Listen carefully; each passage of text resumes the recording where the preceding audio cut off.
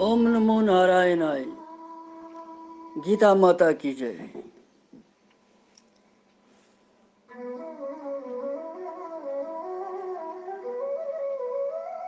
श्रीमद् भगवत गीता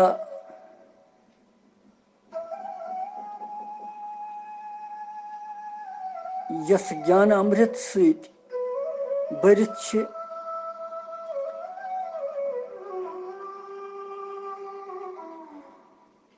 और यमन मज यथ मजन अख अक्षर अख श्लोक छु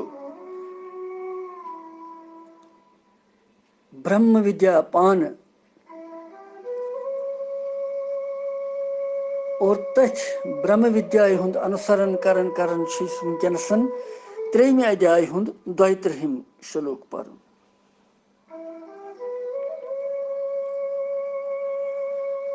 श्री कृष्ण गोविंद हरे मुरारी, हे नाथ नारायण वासुदेव।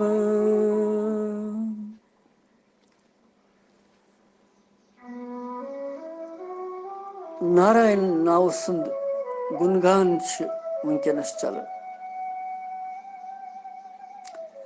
और ये नारायण कथा ये नारायण नाव तथ सप्त तीर्थ हाजिर, तुलसी माता हनुमान जी विराजमान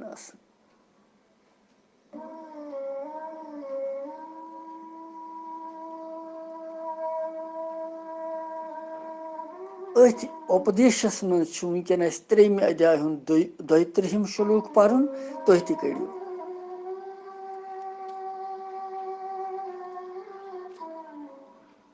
ये तु ये तथ अभिसूयन्तो नानुतिष्ठन्ति मे मतम्,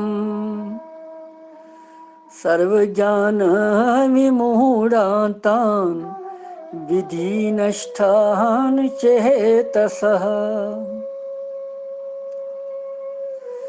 ये तु ये तथ अभिसूयन्तो नानुतिष्ठन्ति मे मतम्, सर्वज्ञान विमूढान्तान् विधिनष्टान् चेतसः।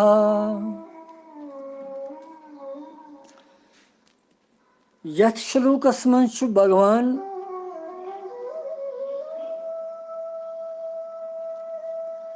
वर्णन करन कि भगवत सिद्धांतस अनुसार युस न पकि तमिस पतन गसन।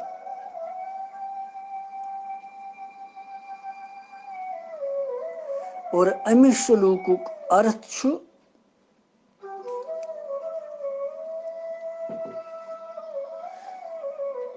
परंतु परंतु छु वनन लेकिन गो यह वाट दिवन प्रैनिस श्लोकस सहित, रात किस श्लोकस सहित। ये मे मतम इदम 31 श्लोकस सहित। परंतु युस मनुष्य मे मज दोष परायण करित मेनिस यस मतस अनुसार पकि न कह, तिम मूर्ख छ संपूर्ण ज्ञान सहित मोहित नष्ट गसन, पतन तिहुंद गसन, गिरन तिम। तो गो परंतु ये तु एतत् अभिसूयन्तु।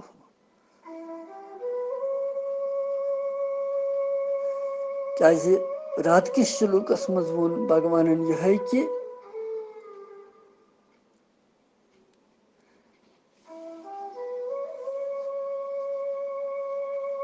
अर्जुनस के समस्त कर्म कर्ता अर्पण में भगवानस अमिच आज्ञा दिसन तस,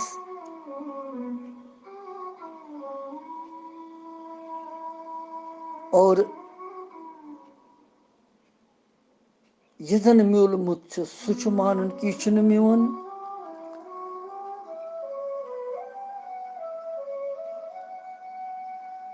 निष्काम कर्मयुगुक सहारा न्यून तो मेनिस मतस सिद्धांतस अनुसार पकुन तम ससा गसी चे मुक्ति। परंतु मगर मगर वन वन अजकिस शुलूकस मज यम न यह करन पूर्व शुलूकस मज वोन तम यह कि साधकन अत्यंत विपरीत पकन वाल मनुष्यन हज गति यथ शुलूकस मज वनान वन तिहुंद बाव।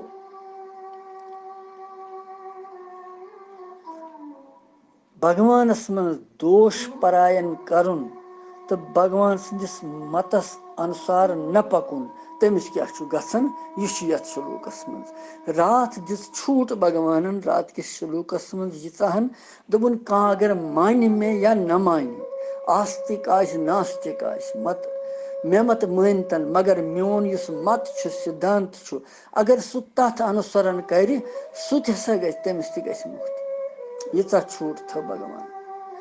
वन युस भगवान से माने जाने माने तस भगवान श्रद्धा सु तस अर्पण कर भगवत कर्म तम सन कथ कह तमिस मुक्ति मुक्ति।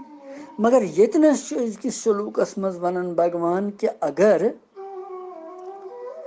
मे मज दोष कह वुछ दोष परायण गछि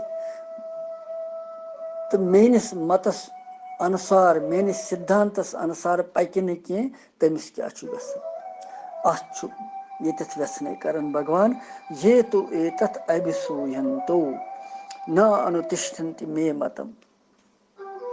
अभिसूयन्तो गो यह दोष परायण जिसमें जान मेनिस मतस पे पकि न तम मूर्ख मोहित गच्छित नष्ट गसान।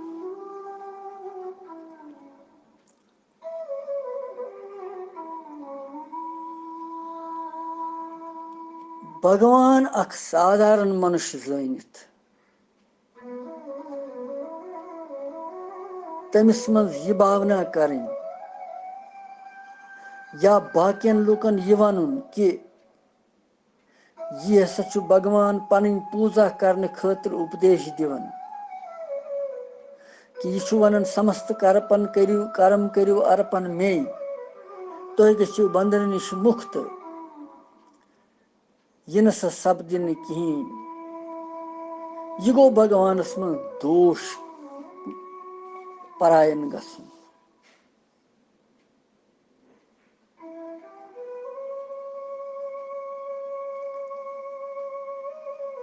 या यिथ कन कर कथ मनुष्य करन यिथ कन कथ कि कामनाई भगवान वन कामनाई हुन त्याग करियो ममताई हुन त्याग करियो आसक्ति हुन त्याग करियो कर्तव्य कर्म पत अगर अथ यिथ कन वनो कि कामनाई बगैर नसा पकी संसार कम भगवान क्या वनान तो ममता सर्वथा त्याग करें यह कत सपद राग द्वेष विकारो सहित रहित रोजन यह मुमकिन यम कथ वनने तो मानने भगवान सदिस मतस मज दोष परायण कर दोषारोपण कर तसंद सिद्धांतस तो मतस दोषी मान भोग तो संग्रह यम जन इच्छुक आसन व्यक्ति तिम मनुष्य शरीर पदार्थस पनुन तो पन्ने खतर मानन समस्त कर्म पन्ने खतर करन तिम छ भगवान सद मत अनुसार तिम पकन की। यह गो दोष करन भगवान सदन वचनन पे। ये तो एतथ अभिसूयन्तो न अनुतिष्ठन्ति मे मतम तिम छन मेनिस मतस पे पकन की। सर्व ज्ञान विमूढ़ान्तान विधि नष्टान चेतसा।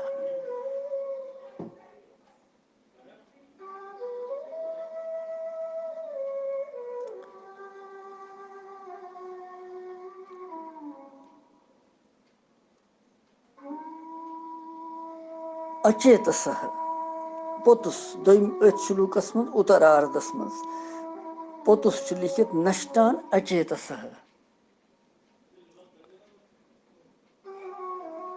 सर्वज्ञान विमूढ़ान्ता को युस मनुष्य भगवान सिंध मतुक अनुसरण कर न सब हर प्रकार सांसारिक ज्ञानस विद्या कला आदि सहित मोहित आसि गोमुत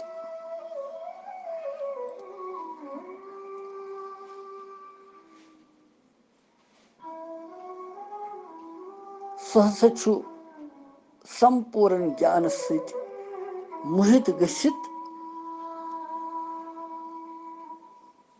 पनुन पान नष्टस बराबर करन सर्व ज्ञान विमूढ़ान्तान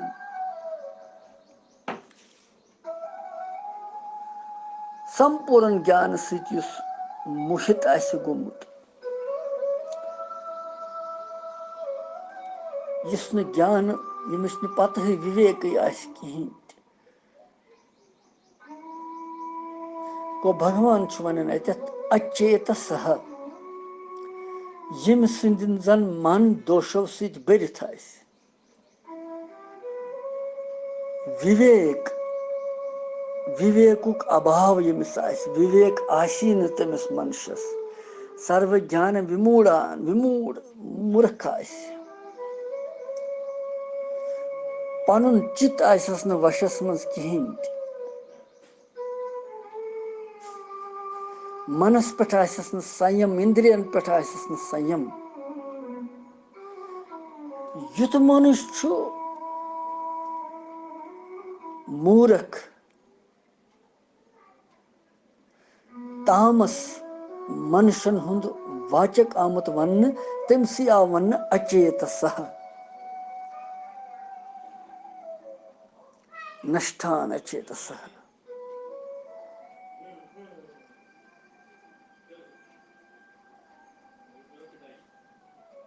तिमन मनुष्यन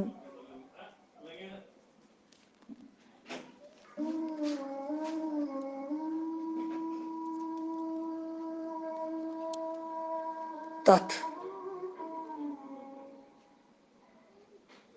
सोरसी ज्ञान सहित मोहित गसन तिम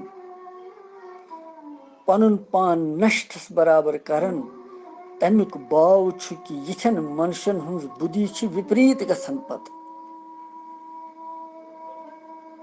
यम छि विपरीत आचरण करन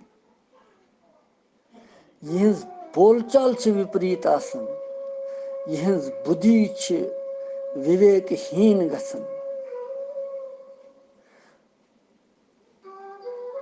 यम लूक छि लौकिक संसारिक तो पारलौकिक सब हर प्रकार सुख साधन भोगन कोशिश करन विपरीत सोरे करन यम छि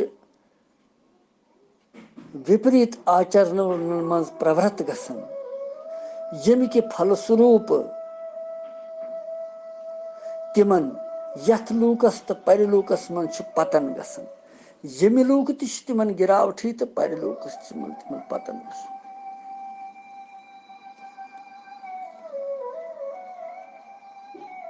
कोता छु भगवान वनन यतस यम मोहित गस आसन संसार मं गमित अज्ञानी मूर्ख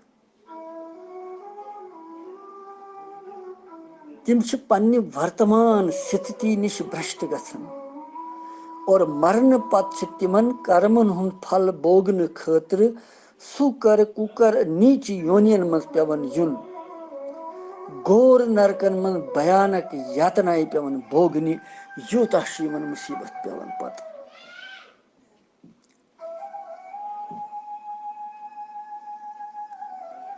मनुष्य जीवनस मं अंत कालस ताई मुक्ति हंस संभावना रोज वहीं युस मनुष्य वर्तमानस मज भगवान सन्द मतुक अनुसरण कर न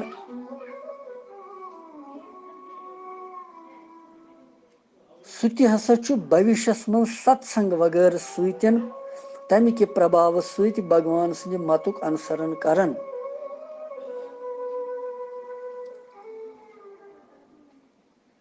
यम तमिस मुक्ति गसन।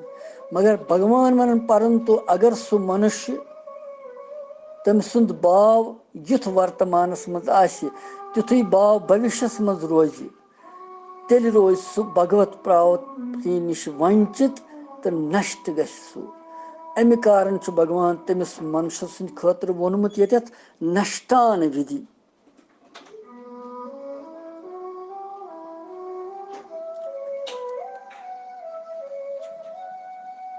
नष्टान विधि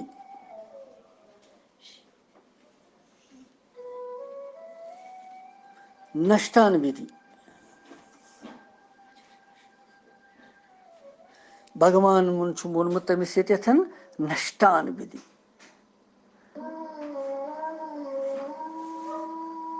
विधि नष्टान अचेतस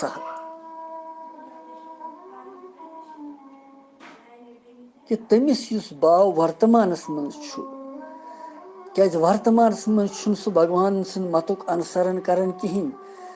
भविष्यस मज अगर कह सत्संग तमिस मिल तम सत अगर तमिस कह कुन भगवान सन्द मतुक अनुसरण कर मगर अगर सह भाव तमिस भविष्यस मज ती योह रूद वर्तमान कि भगवान सन्द मतुक अनुसरण कर तेल हसा सह भगवत प्राप्ति निश वंचित रोजान नष्ट गसन।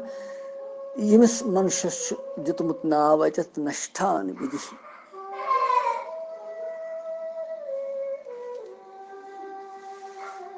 भगवान सन्द मतुक अनुसरण न करन वोल यह मनुष्य राग द्वेष सत पूर गसन तो पनुन पान करन पत भगवान निश दूर गसन। युथ मनुष्य नष्ट बराबर से गसन और भगवान वोनमुत यतत तसंद खतर नष्टान चेतस। इसलिए तमिस खतर नीच योनि मज पेवन युन वसित योनिन मज पेवन युन ये जन तमिस नरक भोगन पेवन यातनाएं भोगन पेवन तो तमिस नसा पनुन कर्म ठीक गसन कह। यमन भगवान यथ श्लोकस मज वनान कि यम जन मेन मतुक अनुसरण करन तो मेनिस मे पे दोष आरोपन करन तिम हसा मूर्ख संपूर्ण ज्ञान सत मोहित नष्ट गसन। तिहुंद पतन गसन यथ लूकस मज ति परलूकस मज ति दोनवनी मज तिहुंद पतन गसन दोनवनी मज। यह लूक तिमन अथ गसन तो परलोक तिमन अथ गसन। योदवै मनुष्य आमुत सिर्फ परलोक बनाने खतर यथ लूकस मज जिंद रूजित पनुन परलोक सुधारने खतर मगर तमिस यह लूक ति रावन तो परलोक ति रावन यह तमिस गसन हानि ये पतन गसन गिरावट गसन सह गिरन। इसलिए भगवान वनान कि भगवान पे गस दोष आरोपन करन तो बे गसन इस जन भगवान सन्द सिद्धांत तथ गि अनुसरण इन कर तथ पे गि पकन इन सह भगवान आज्ञा दिवन ये अर्जुनस और अर्जुन सन्द माध्यम सह सारनी जीवन यह आदेश कि तुह तु करू अत पे अमल यम मेन सिद्धांत यह मे तुह वोनमुत वास्तविक कर्म कर कर्तव्य कर्म कर तथ पे पकित पनुन जीवन करू सफल मनुष्य जन्म यम खतर म्योलमुत तुह तसा गु कल्याण तुह तु श्रेय तुह तु मुक्ति। मुक्ति गसन इंसानस पानस तान इंसान कोता पकि यमन सिद्धांतन पे यमन मतन पे भगवान सदिस तो भगवानस पे थव यस तो पस श्रद्धा तो विश्वास तमिस ति गछ मुक्ति। यह छु यत अजकिस श्लोकुक व्याख्या कि अथ मज क्या छु भगवान वनन। यह 32 श्लोक यह पोर वनकन अत दिमो विराम वह परब पत 33 मज भगवान क्या छु ब्रोह कुन वनन। कृष्णम वंदे जगत गुरु।